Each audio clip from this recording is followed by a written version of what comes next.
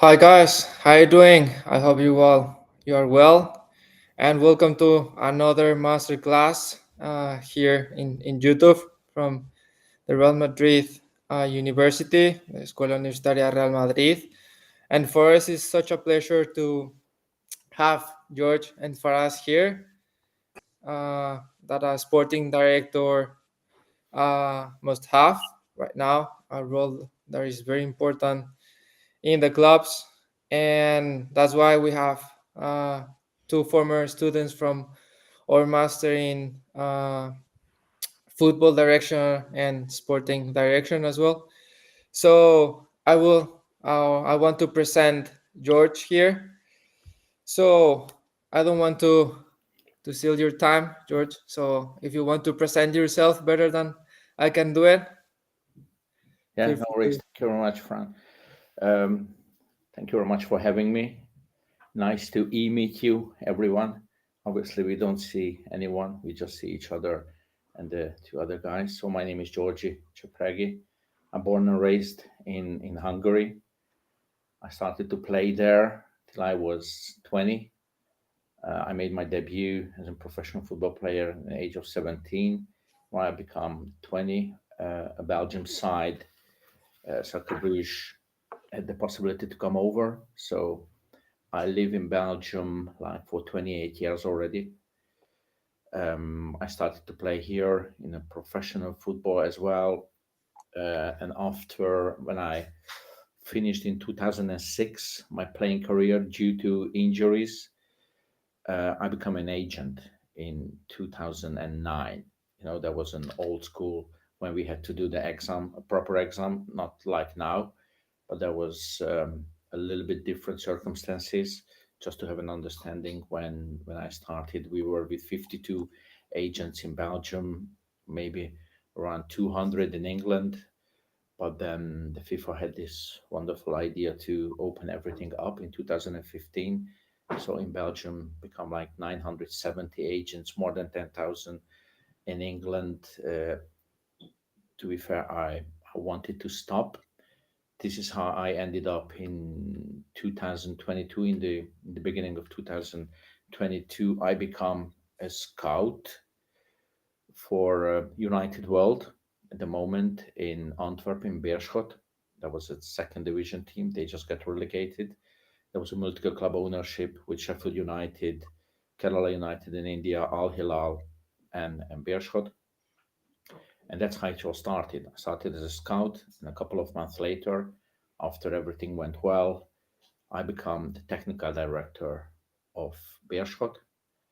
In the first year, we become third with clear ideas. After we followed the recruitment and the playbook, which is how I'm going to talk later on about this. And the year after, we got promoted and become champions as well. So Beerschot now is playing also in the first league of Belgium. However, I left the club in May and I signed in 10th of June for another Belgium side, Leuven, OH Leuven or OHL or OH Leuven, depending who's from where. So it's also a kind of multi-club ownership owned by King Power. Our club, the other one is Leicester City, and it's going well. To be fair, at the moment in the competition, we are still unbeaten. 1 point from the first was a very successful transfer window. So I'm working as a technical director at the moment in Leuven right now. So this is in short line. Who am I? Thank you, George. As you can see, all the path that you're having in this passionate industry, starting as a professional player, then becoming agent, scout, and then right now as a technical director in a professional and top league and the pro league in Belgium. As well, former student from us. Now it's turn to present Faras. Is as well just recent graduated as well from George this summer from our master. So Faras, feel free to tell us who you are. What did you do in the past? Yes, hi everyone. I know we can't see each other, but it's really, really great to be here. I want to thank everyone for the opportunity to come over and speak. Uh, I'm, uh, I'm I'm from Malmo, Sweden. So maybe a word that you can connect Malmo, Sweden with is maybe Zlatan. Grew up watching him. Was a big inspiration to how people can actually go and work in football or play football. I don't come like Georgie, like as a with a professional player background, but more as a person that had a lot of interest in players and in watching football and wanting to go into the management side of it, rather than coming from playing. I had a very very short career for maybe a year or two, but you wouldn't see me starting for the first teams. But it was really really good, and I started picking up the interest when I was younger. Uh, like very very much maybe 8 7 8 years ago, and I knew that I had a lot of good skills of becoming a scout, predicting a lot of talent, and wanting to go into that side of football. So I moved to England for 3 years, to London, and I studied football business there. And whilst I was there, I had the chance to work with AFC Wimbledon, starting as a youth player development scout in the academy. And when I came back after that year, I moved back to Sweden when I graduated, and I had the chance to work for my kind of hometown club, which also happens to be the biggest club in Sweden. To put it in some context, and I had the opportunity to work there as a video scout analyst, covering a couple of leagues like Japan and Croatia, among others, and they won the league. And funny enough, actually last year, sometime this time, I met someone that I'm working with now, Georgie. We actually met last year in the class, and I started working with him at Beershot as a scout as well, first team scouting, a recruitment analyst. Was with him the whole year until he eventually left the club, and I left the club with him as well. And they also won the title, so it was great to follow the journey and be a part of it, among others, of being as well in India and scouting young players as well there. And after I left Beershot, I'm waiting for an opportunity to start working in Belgium again with Georgie, and that will be soon coming as well. But my kind of specialization areas here are a lot of international markets. I grew up speaking a lot of languages. Um, and I have a Middle Eastern background, so I understand like one or two languages from there. I have the English and French and a couple of other ones as well. So this is kind of where I'm coming from. And I had the chance to also study two masters at the same time here at Madrid, which was tough, but it was doable. So yeah, that's kind of me in a short context as well.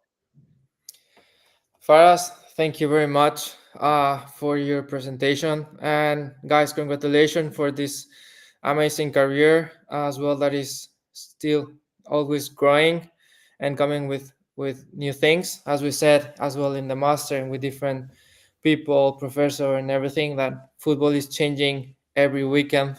So we need to be prepared for new things. And well, guys, I didn't present myself. I'm Francisco Gross. I work for a consultant company, Avanza Sports, and as well I coordinate some master in the school. So I will host this talk with these incredible two guys. So I want to make the first question for the two of you because you explain some kind of important things about the sport director. But for you, what doesn't mean the word sport director? So, or what need to have a sport director to be like a good leader, a good example, or just a good worker? Yeah, I think it's a It's a little bit of everything. So obviously, sport director, director of football, technical director. What is in the name? It's a little bit confusing, to be fair. But in the end of the day, let's call it a sport director. I think you mentioned as a leadership, we are responsible for the mid and long term uh, plan of the club, and I always call ourselves the glue of the club. So now the football is shifting, is changing. In a couple of years ago, it was always all about the coach. When the club didn't do it well or the team didn't do it well, the first who was fired is always a coach. Now it's a little bit shifting. So because we set up as a sport directors, we set up the plans, the DNA, and this is one of the most important word for the sport director to create the DNA. Know your club. Is it a huge club, a middle-sized club, even if it's a small club? You have to know for where you work and what's the plan. This is most important. This is coming up to leadership. So the thing is changing because if the squad is out of balance, the squad is not performing well, the coach is not performing well, or he has different ideas. Everybody is now looking at the sport directors. So the role itself is become much more important. It's getting more and more in the picture. And what is the sport director? It's just, as I call it, the glue, because we are on the trainings ground day in, day out. We are doing the negotiations on the first line. Obviously, we have to take care for a budget as well, but we're gonna come to the structure of the club as well.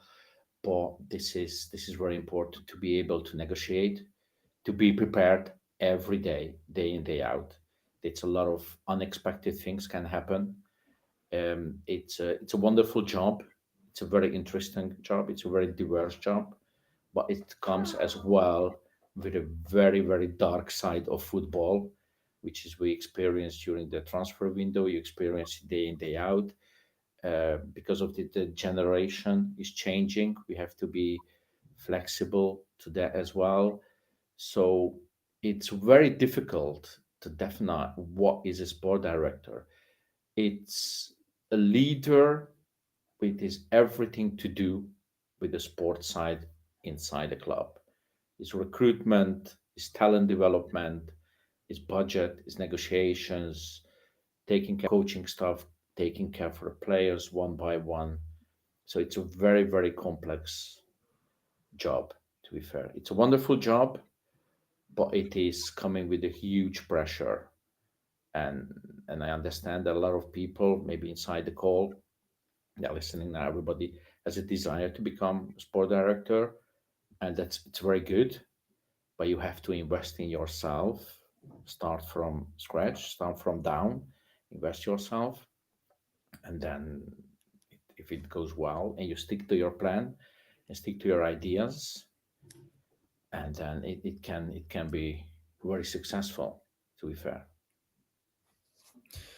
Yeah, I totally agree. So you mentioned a lot of key aspects about, I don't know, probably um self care, a lot of other things that I want to mention afterwards because for me are very important. But in your opinion, for us as well, like in your perspective, in your context, what is the word for you, like to be a sport director? For me, I've firstly, I think Georgie described it perfectly well. I see it as a kind of a middleman between the business side of the club, but it's very niched and focused on the sporting side. And that's kind of looking at if you have a women's team or men's team, the academy, and being able to have the great leadership qualities in being able to manage staff. And now it's different from club to club, and some clubs have higher people positions and whatnot, but the kind of DNA, and as Georgie said, it is the glue of the club. It ties everything of the sporting side with the business side, and it's gotten more complex now because of the shifting technologies. The market's more demanding nowadays, and you have a lot of different roles being created every now and then. So you need someone to take that leadership kind of position and being able to manage all these people and the organization in a way that it can always develop, and for me, give them a return on investment to the people that are higher up in the club, and help them kind of develop the club in general. So for me, that's what sporting director is. And now I speak a lot about from the recruitment, head of recruitment, scouting perspective. Um, and that in itself has a lot of kind of leadership qualities as well. But, working with the sporting director on that side is key. So I think the sporting director word is I wouldn't say vague, but it is very complex nowadays. So to get say it short, it's managing a lot of people in the sporting side of a football club. Yeah, correct. Yeah. Nowadays, like this sport director, technical director must have a lot of knowledge of what's going on in the whole club, uh, in in everything. So you need to be more prepared. It's more demanding as well. Like the media is there just with a lot of stuff, like just criticism. You need to handle a lot of stuff that as well are going on outside of the club, because as well can affect, not, I will not say your decision, but can have an impact on them. So talking about the sporting director, what would you say like the four keys aspect that this person must have, George, for you? I think the most important is to have a plan. Obviously, we just see a question here with about Dennis Okay. about to get a DNA, and it is, yeah. So I think he would be surprised how many clubs they don't have an idea what is DNA. So many clubs, so many owners, they just definitely in these days are just shifting. They're gonna end up. So this is to have a plan, to have a clear DNA. Is it for the owner? Is it for the CEO? Is it for the sport director? I think it is more and more for the sport director to have a mid and a long term plan. This is the first and foremost, to have a clear view. This is where we're going to end up, because then it's coming with the talent management inside the building, because we have to create our players. We have to create our players for our DNA, for our role, what we're gonna do in a competition, which kind of role we're gonna fill in the competition. Belgium is a development country. We are just a step between. So we have to be able to create players, if I might say that, to sell them in a mid or long term. We had this window, for example. We had only uh, two guys we sold for almost 8.7 million euro. They only played one season. So this is also because of the mid and the long term project by the talent management. It was very important. It's also the budget wise. We have to take care for a budget together with the CEO and the owner. But because we spend money on the first line through negotiations, we have to have this role to understand the financial side also from the club with the limitations, what we can do. Obviously, as everybody says, buy low, sell high, and this is the only way it works in football, because it's in the end of the day, every football club is just a business model, even if it's Chelsea or even if it's a club in Azerbaijan. That's an only way it works. We have to be sustainable, so we have to be able to sell players, and also communicative, to be, as again I'm coming back again and repeating myself, but this is one of the most important, to be able to give the message exactly the same in the changing room and in a boardroom. The message has to be the same. Obviously it's in different language and a different way, but the message has to be 100% clear, together with the CEO and the sport director. Who the owner is, who the president is just one thing. But everything, every decision, the day in, day out decisions I'm talking about, it's by the CEO and the sport director. That's why our role is growing more and more. Correct. And for us, for you, uh George spoke about like the qualities, or the aspect. For you, let's say, what are the three most important qualities that the sporting director or technical director must have in this role? Yeah, I think first and foremost, as Georgia highlighted earlier, you need to know your market. You can, for example, the Belgium being the step between, you have to know, what type of budget do you have, and you have to be able to plan ahead for a couple years to come. I will speak a lot about squad planning. A lot of people don't; they will be surprised of how some clubs they lack the squad planning aspect because they think for maybe for a season you need it, but that kind of continues and kind of connects it to the aspect that you need to understand your club, what you have, the resources you have. You have to essentially manage the resources that you have. So you need to understand what's going to go on in a club. What are the roles and responsibilities of the people that are working with you, um, and these different type of aspects because it is a sports organization, and I think you need to, speaking from a kind of a personality perspective, I think leadership is very very important, and that may be a very vague word, but it is very very important to understand who the people you're working with are, the club management in general. So I think that's very important. But speaking from a technical perspective and more of a sports side, I think it's very important to know what you're doing, to understand kind of the key elements of your sporting department. It's for example, I always say if it's maybe a small club, you have one scout and one head of recruitment, then you need to understand that the roles and responsibilities within that is very very different to where you work. So I would say understand the market, lead by example, because it needs to be transparent, and I think transparency also creates a lot of good traits in the club. So the more you know, the more you can work with. So yeah, this is the three key aspects I would say for a sporting director. Great.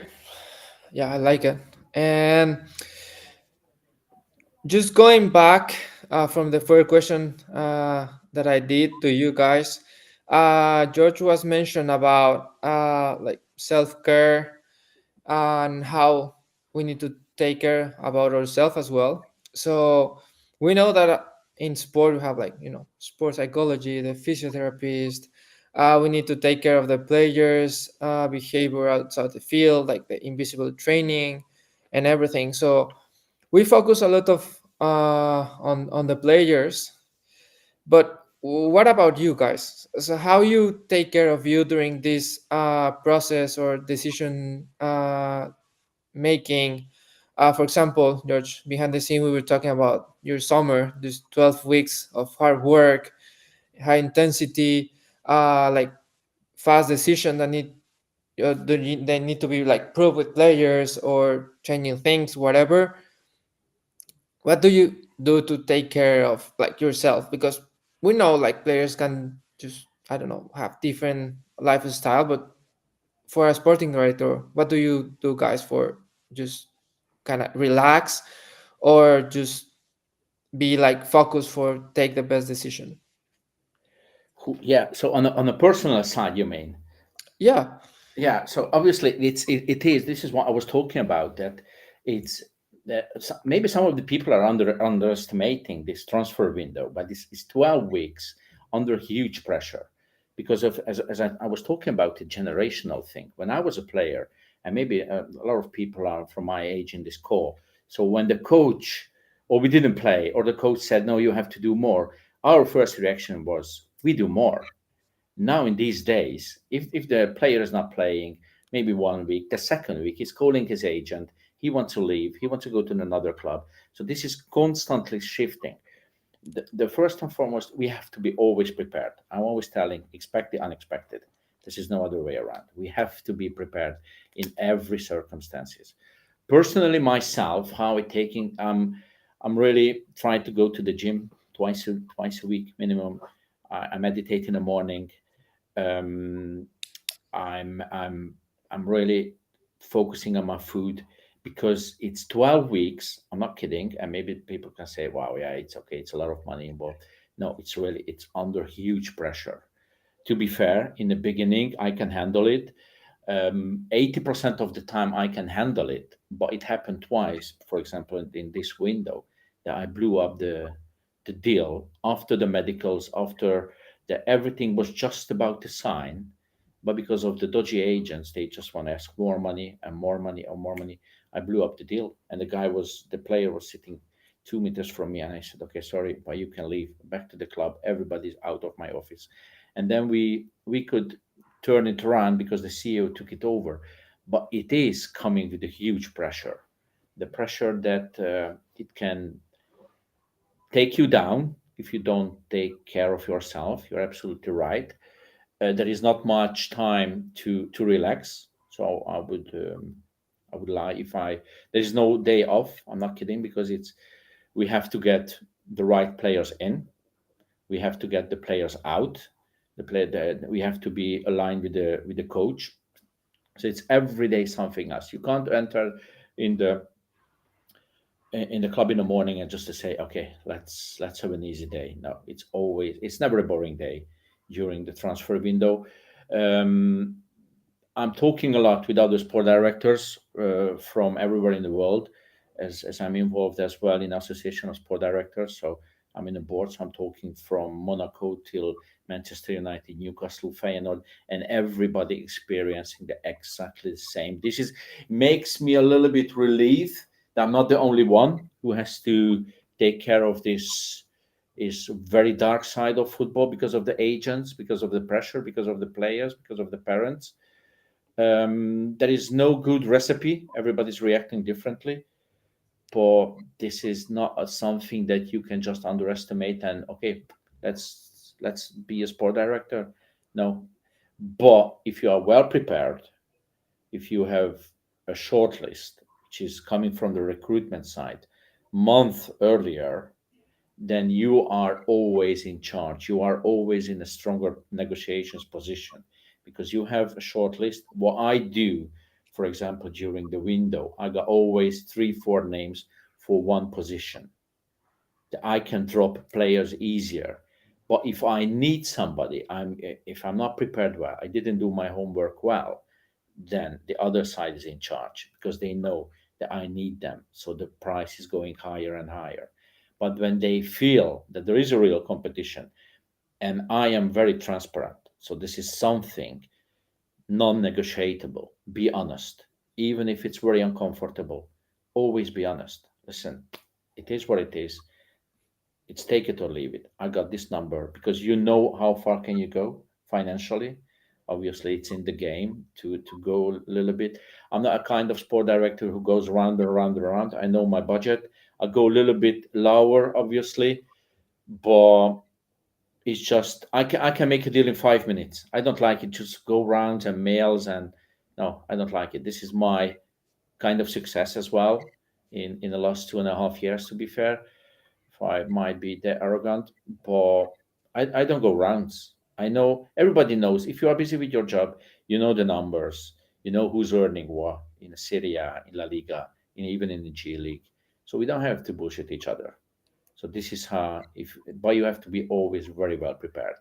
If you're going to the war unprepared, then it's gonna cost you a lot of money and the owner is not gonna be happy, and definitely not the CEO. And on a personal side, I really try to go to to walk, to go to the gym, just to get rid of. But just to have an understanding, boys, during the window, I got approximately between 270 and 320 WhatsApp message a day, without LinkedIn, without Instagram, without email, without call.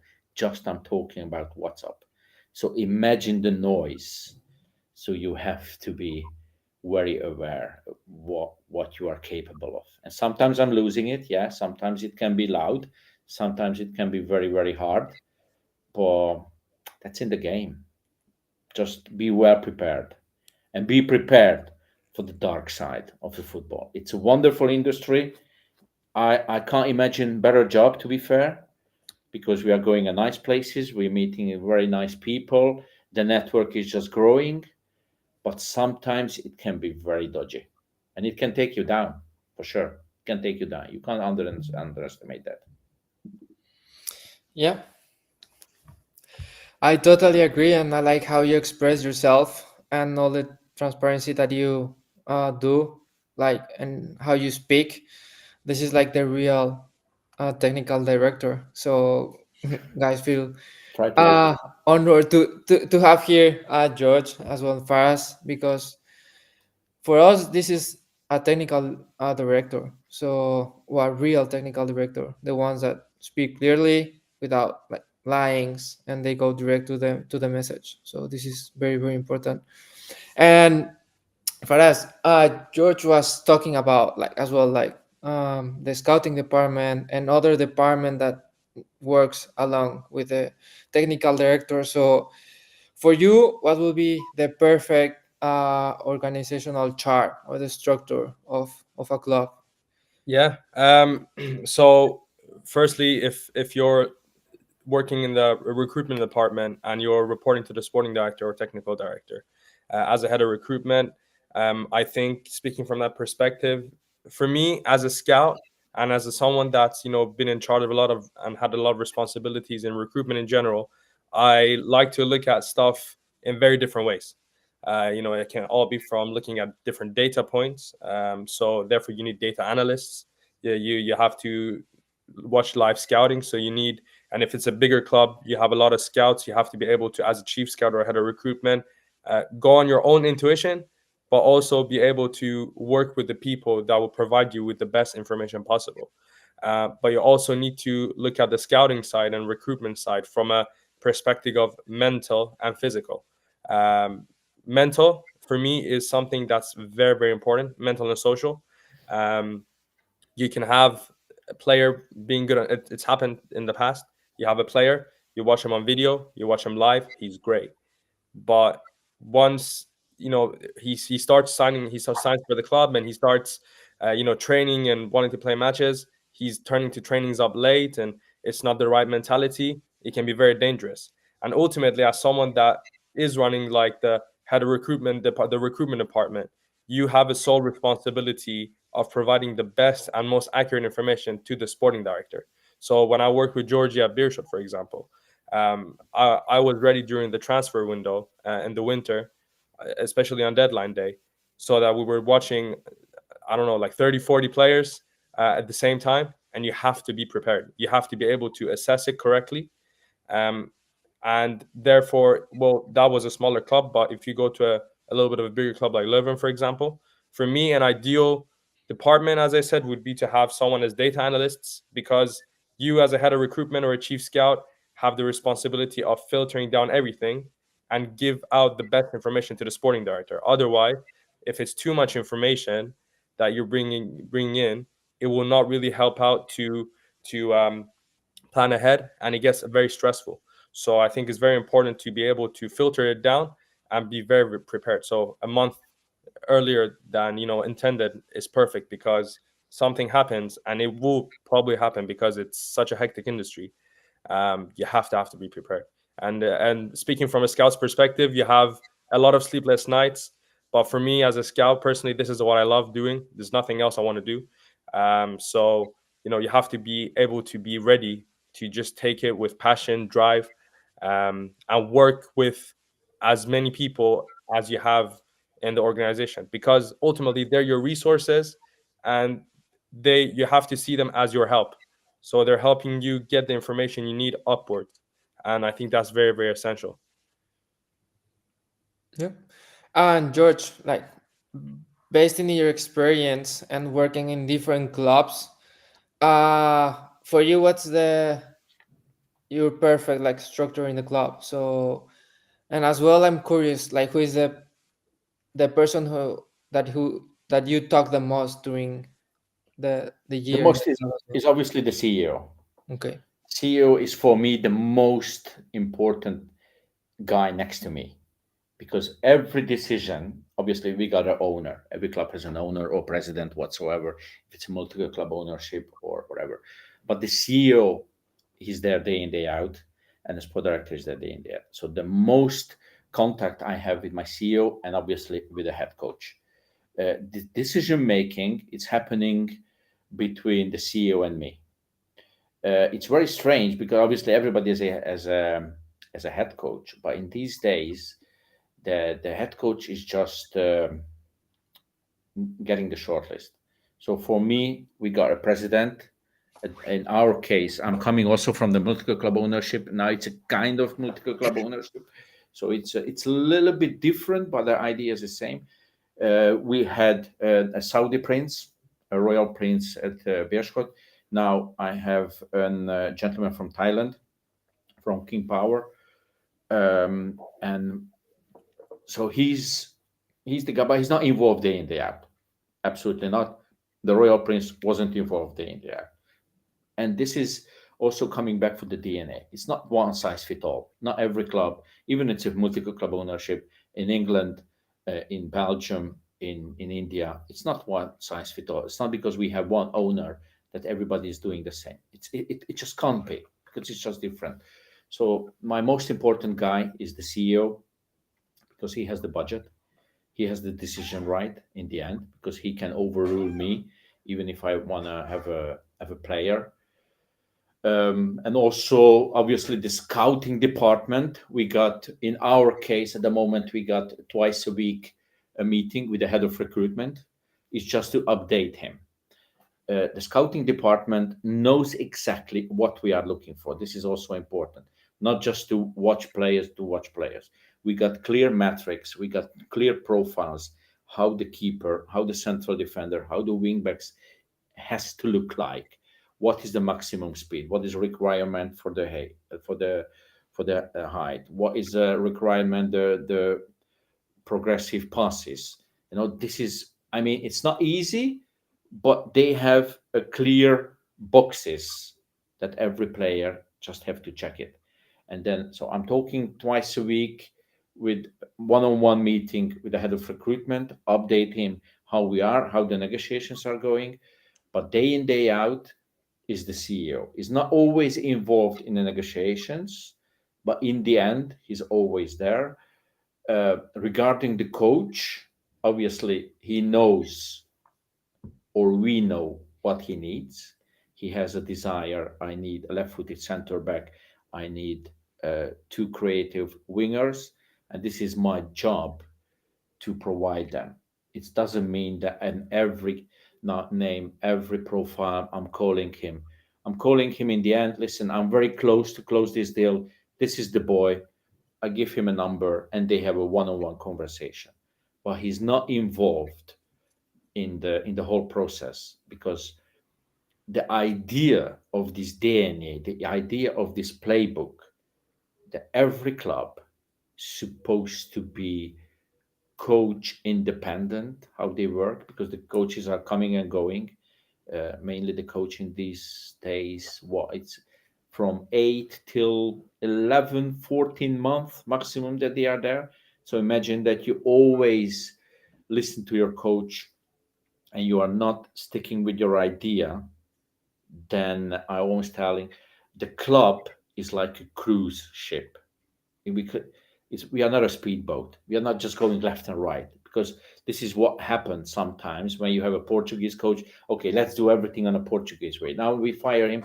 We're gonna take a German coach. Oh, let's go to do. No, it's impossible. Then you create chaos. Then you create inside and problems.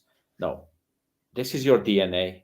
This is your playbook, and you have to stick with it. And a coach has to buy into. That was the best example for us. What happened with us last year? So my head coach all of a sudden decided, I don't want to be a coach anymore. Just one morning, he said, and a week after, he was sitting next to me in the stands. 10 days later, he was gone. So all of a sudden, we were top of the league, and I didn't have a head coach. And because of that, because of the playbook, because of the DNA of the club, I approached three different coaches. One Belgium international who played really in one of the biggest clubs in the world. He said in the end, no, I'm not doing it because of my family. I approached a German world champion who is at the moment working in a Belgium in a German second division, and I approached Dirk Kuyt. So obviously Dirk Kuyt, he's grew up with a 4-3-3 system. We played 3-4-3, which is in my idea one of the most attractive system to sell players. to take the players out of their comfort zone. It's very attractive, high press, high wing backs. It can be very nice if you recruited well. So, and Dirk bought into. However, he was uncomfortable with the system, and the rest is history. We become champion. But it's again, we had this idea, and not because Dirk he was a Dutch coach, so typical 4-3-3. No, I said, listen, it's almost written in a stone.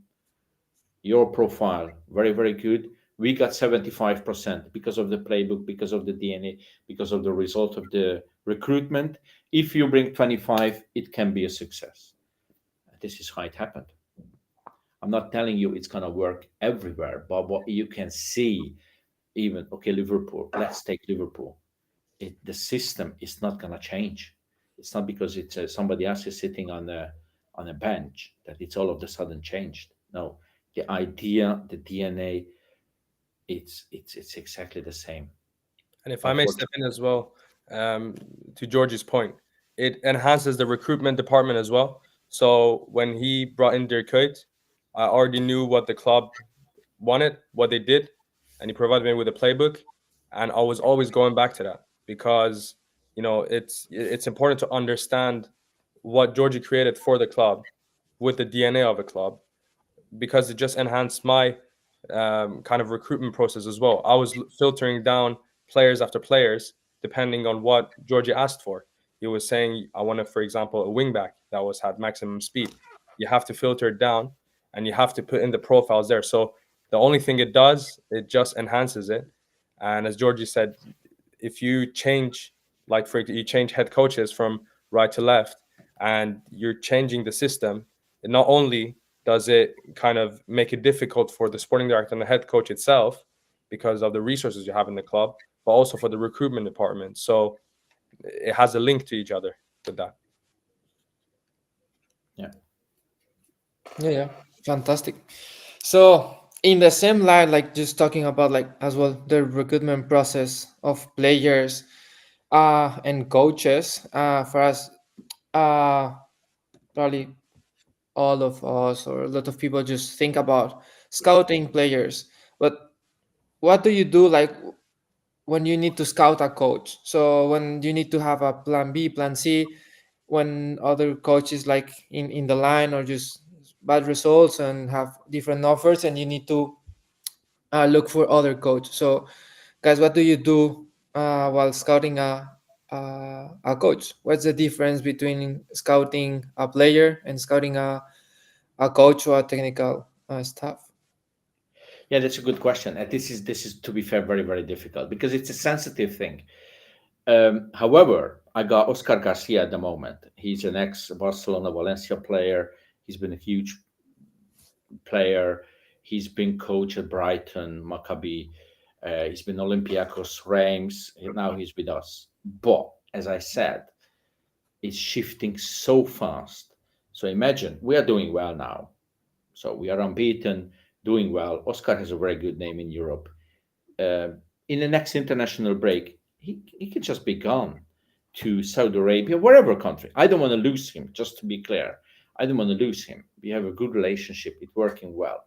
But I'm already checking different coaches. What I'm looking for is exactly the same what we have. So somebody who's ball possession, somebody who's kind of same system, 3-4-3, three central defenders, two high wing backs, very creative wingers.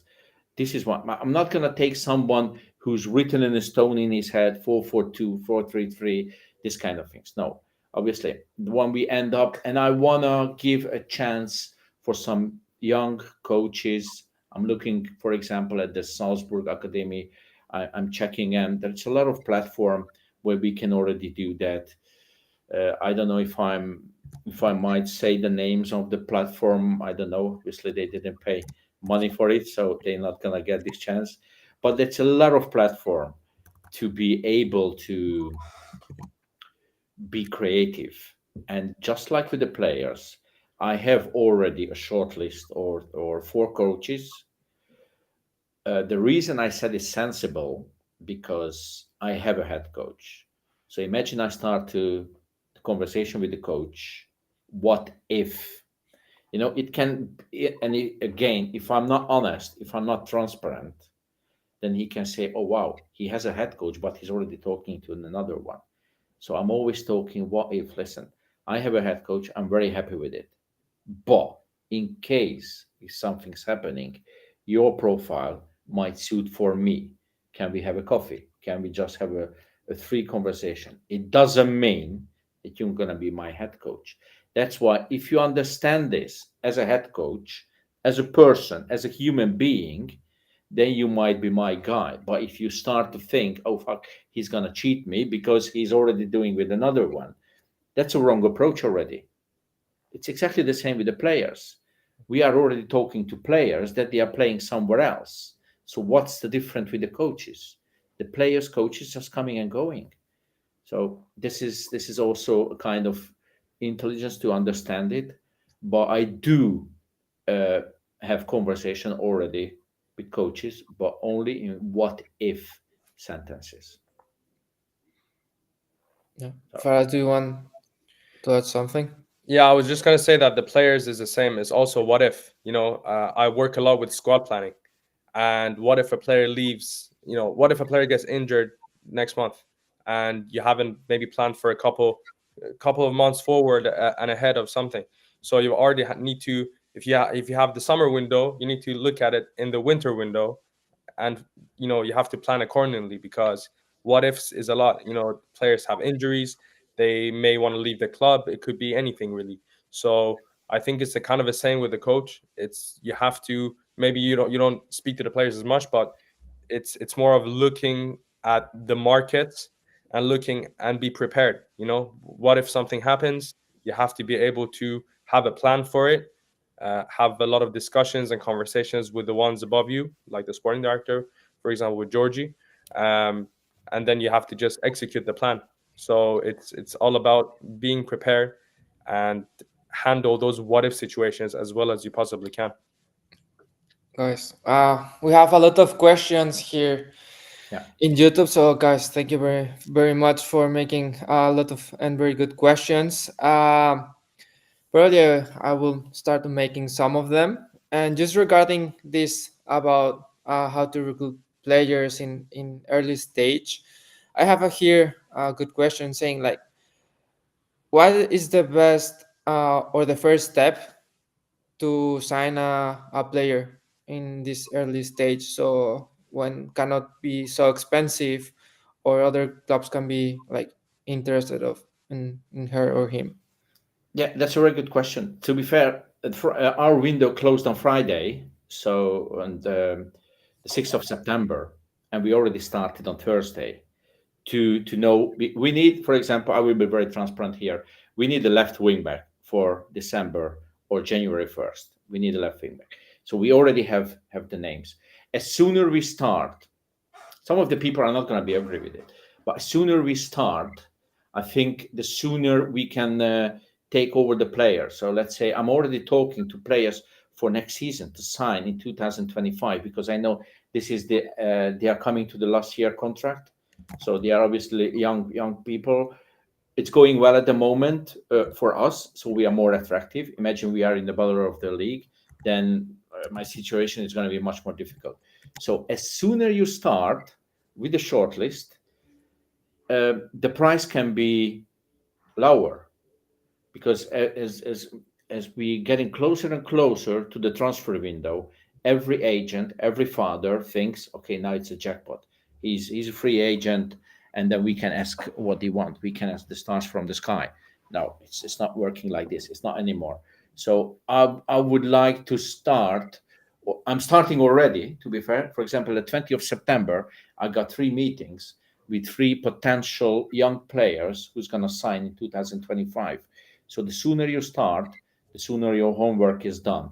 Obviously, it can change because we're gonna sell. I call them the project. So we're gonna sell 3 key players. I'm looking around the 20-25 million euro to get in the building. So, but that therefore I had to start already. So it's a never-ending story. To be fair, So it's when the window is opens up in the 14th of June and you start ordering in April, good luck for it.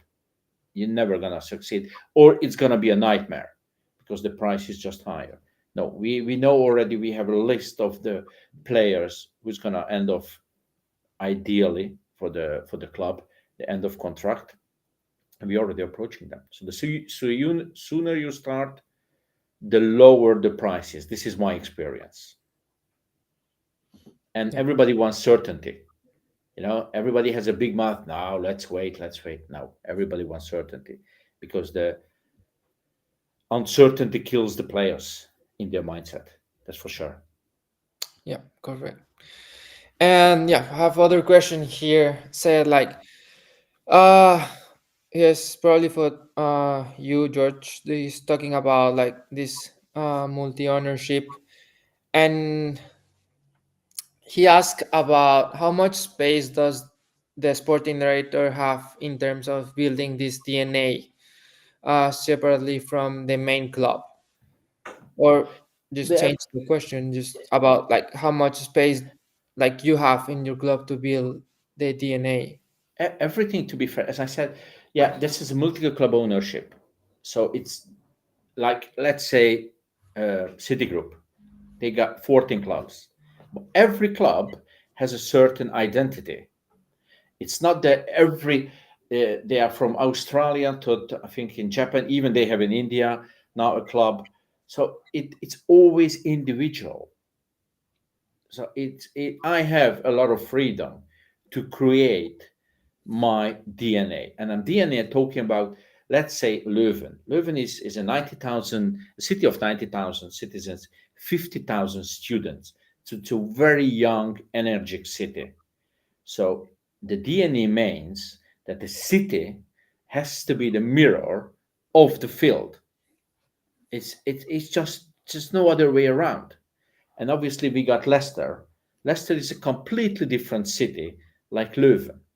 Even if we have the same owner, they have a different approach, they have different DNA, and we got a different hit. So I got all freedom to create my own ideas as long as obviously it's profitable for the owner. So multiple club ownership, you can't focus in multiple club ownership and one size fit all. Absolutely not. Every club is individual. You have got only one job to deliver and save as much money as you can for the owner. That's it. End of story. So it might be a multiple club. I'm working a lot with Man City. I mean, the City Group. It's a very interesting approach that they have. But there is also, I mean, you guys know as well, or whoever in this call is, Spain is not Belgium. Belgium is not India. India is not Australia. Australia is not US. So we got all the freedom. How even it's a multi-club ownership. We got all the freedom, as much as freedom as Club Brugge or Anderlecht, who's just only one club. You don't have to worry about this. Yeah. And the next question will be for Faras, probably for you too, George. Let's talk about like the football philosophy. Uh, when a club has this football philosophy, what does the scout look in the player so they can sign this player? So it all depends on the playbook itself. You look at what the sporting directors put out for the playbook, and it's so important to always, whenever you're scouting a player, no matter if it's live, if it's data, or if it's on video, you have to always come back to that and see what is the requirements, what type of profile players do I actually want in my squad.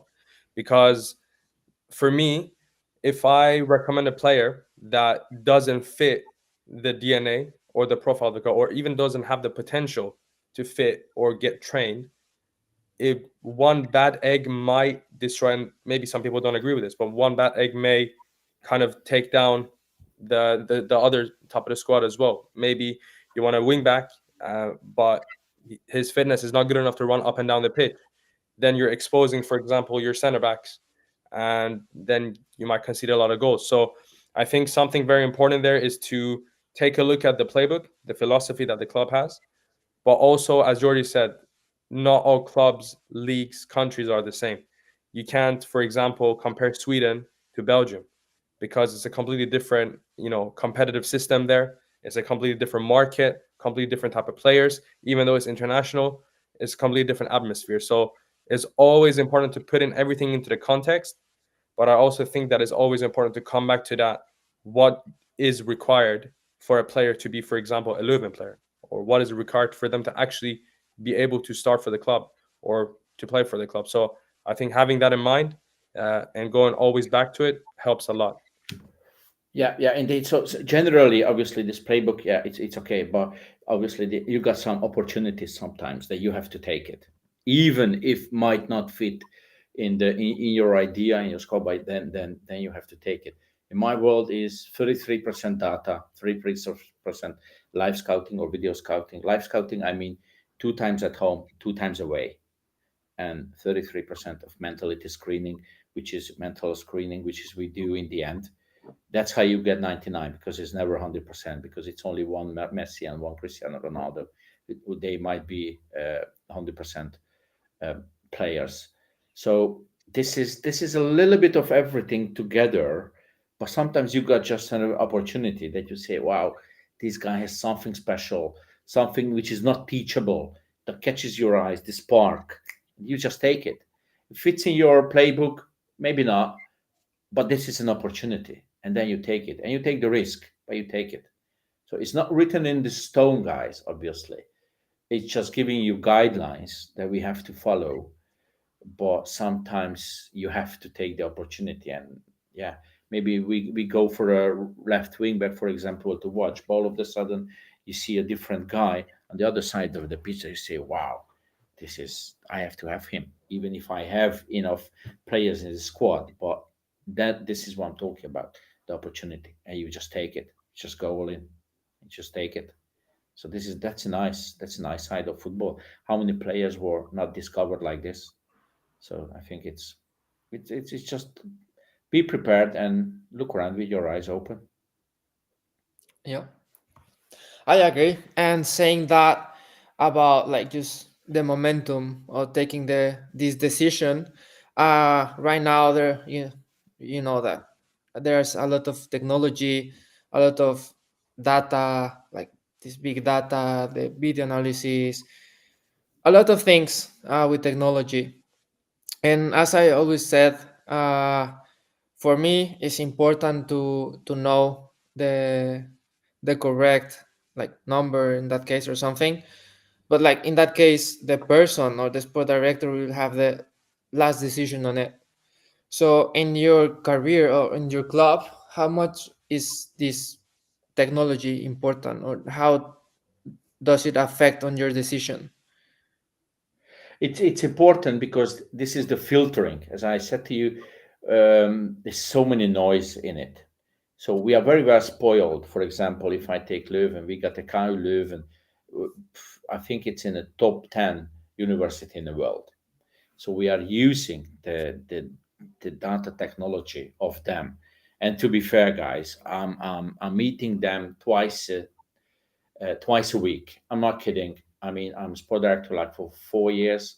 But when they are talking about data, when they are talking about matrices, they're fucking talking Chinese.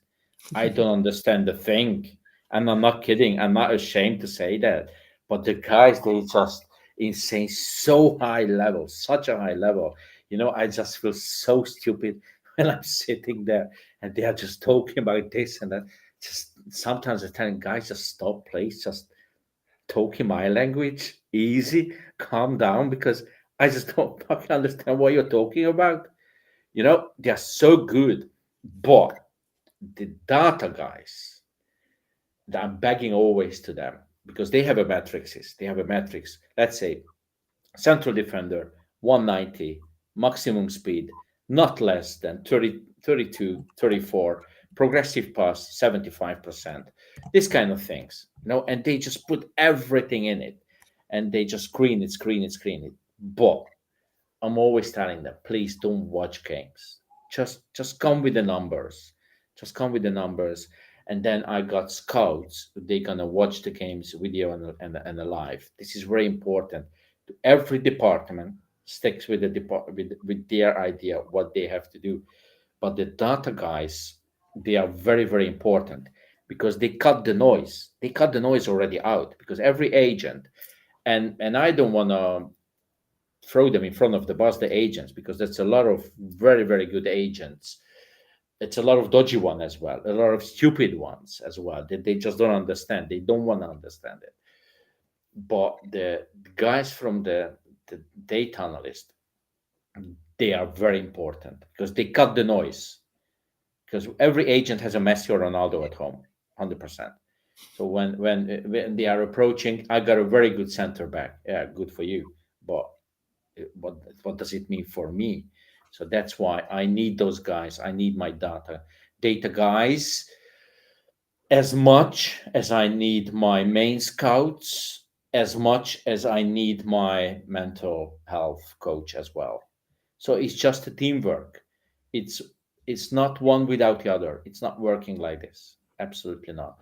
But the data in these days, it is crucial because that's the first step. That's the first step for the way that we want to approach or we want to reach. Because I see now here a question about agents, that the Yeah. agents always seem to get the bad reputation. Not always, to be fair. Not all. I was an agent for 12 years, so this is my advantage. So sometimes I'm asking them honestly: is this agent talk? Is it still buying into? I mean, don't come with this.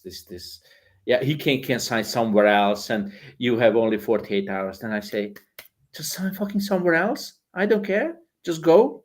And then all of a sudden they stop, and you got only 2 days to sign because we have different offers. And then I say, oh, your horses, don't go. You know what I mean? Don't go. If you come to us, I want that your mindset 100% to us. Maybe it's romantic, maybe it's naive, but it works all the time. So, do they have a bad reputation? Yes and no. They are very, very good agents that they want to create a win-win situation, which is the only way to do deals, to be fair. And they got a lot of agents that they are absolutely not interested in their client, only the commission. But then it's coming out in the negotiations. We did deals with very big agents, and to be fair, that was the easiest deal. In 5 minutes they have a player under control, they have everything. We had agents, even he said clearly in front of his client, when I just made an offer for the player, he said, okay, it's good. Not for a second he negotiated for a salary. He said, I don't care about his salary. He said it in front of the player. So do they have a bad reputation? It's depending from the person self. It's not a general thing. It's not a general thing. Yeah, correct. Yeah, I totally agree with this. And right now, I saw a lot of agents studying a lot of like licenses of Yeah, exporting directors or like this type of masters that they absolutely. can help the player to actually grow up. And for me, it's like very important because some of them have young kids starting from 10, 11, even 9. So it's incredible. So they That need to be, that's the sick part of it, to be fair. That's very yeah, sick. That's a fault of the FIFA. That's something that's my goal or aim to be there one day. This has to stop 100%. In my club, and I did in Beerschot as well, I'm not talking to agents at the age of 15. So even if he has an agent, I don't care. He's not coming in. There's no way. I'm only talking to the parents and to the player. You might have 3 agents, but he's waiting outside. There is no way I'm talking to them.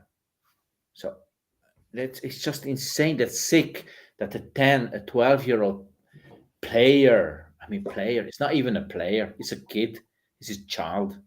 It's not even a player, has agent.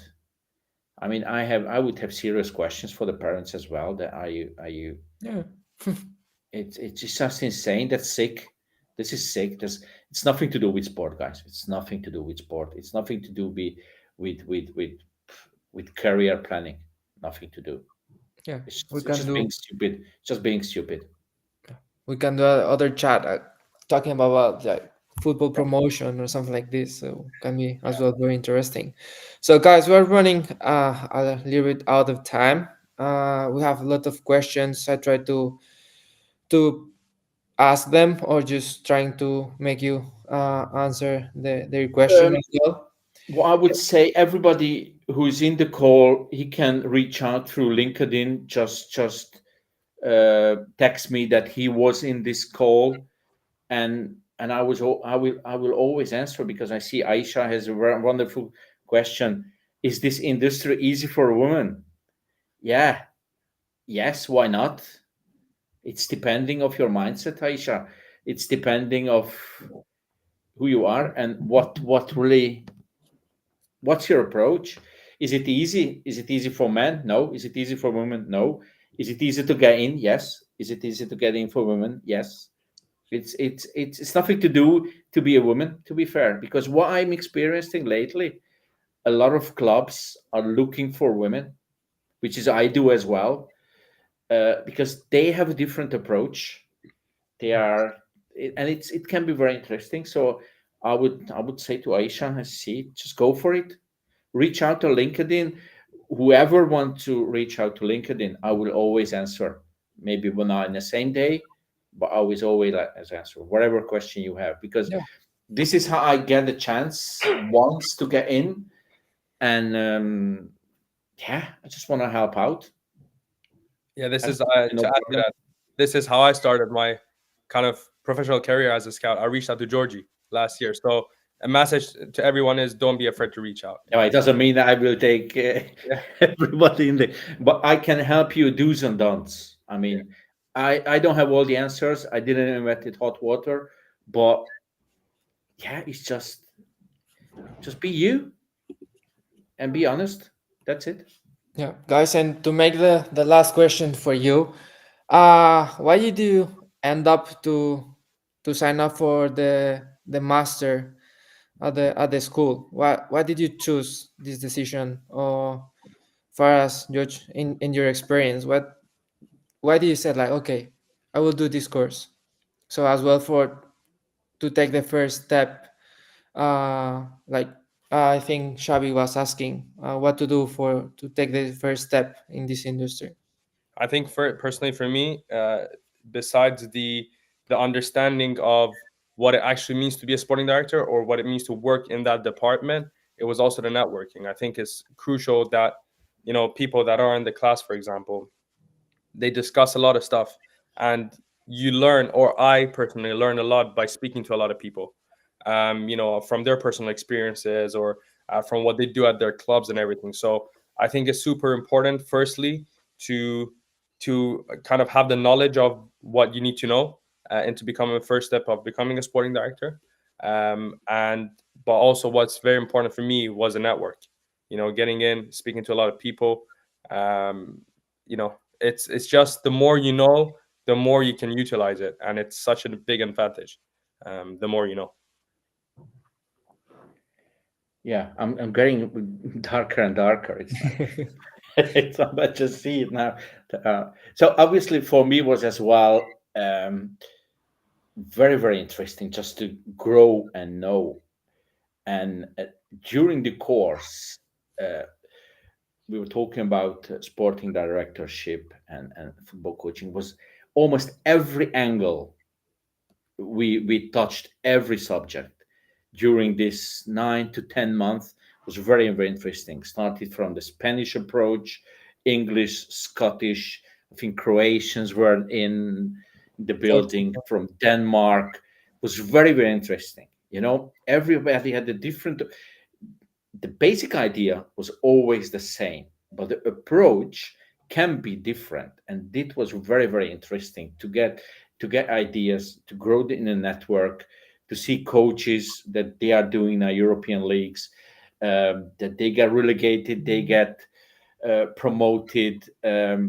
Obviously, the professors, youth coaches was absolutely interesting, and it gave a lot as a feedback that, okay, for my personal view, when I was already a sport director or technical director or whatever director, but it gave, okay, I might be on the right path, but there was very interesting uh, approaches, subjects in it that, I mean, it's a must do if you want to do something.